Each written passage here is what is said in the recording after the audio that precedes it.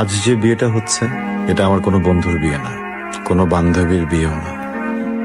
বিয়েটা আমার প্রেমিকার। প্রেমিকা প্রাক্তন হবার আগেই অন্যজনের বউ হয়ে যাচ্ছে। আফসোস, আমি কারো কিছুই হতে পারলাম না। নিম্ন মধ্যবিত্ত পরিবারের ছেলে, এই হচ্ছে আমাদের নিয়তি।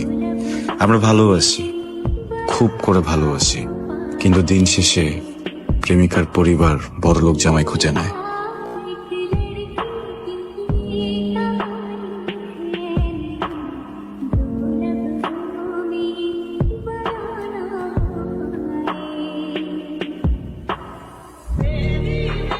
কি রেখা? হয়তো তোমরা ছোটবেলা থেকে চিন্তা, তাই না?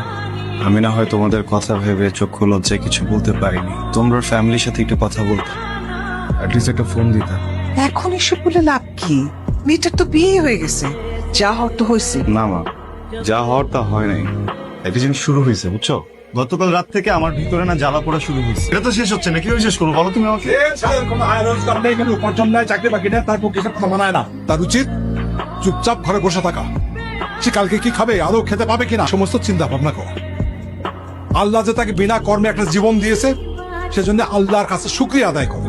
শোনো, আসার সময় বাজারটা করে আস। হ্যাঁ সেই তো, আমি তো একাই আছি বাজার করার জন্য, আর তো কেউ নাই।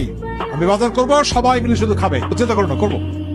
কি সকাল সকাল কি মুরব্বীর লাগে আবার ঝগড়া করে আসছো? চাচা নিঝুমের বিয়ে হয়ে গেছে।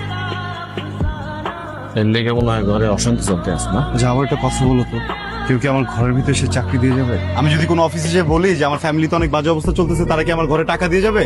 আমি তো আমার মতো করে প্রত্যেকটা জায়গায় সিভি ড্রপ করতেছি, আমি চেষ্টা করতেছি, আমি কথা বলতেছি, যোগাযোগ করতেছি, কেউ তো চাকরি দিচ্ছে না, কেউ ফোন দিচ্ছে না, আমি কি করবো? চাকরির বাজার তো কেমন এটা তো তুমিও জানো, আমিও জানি। চাকরির বাজার তো ভালো না।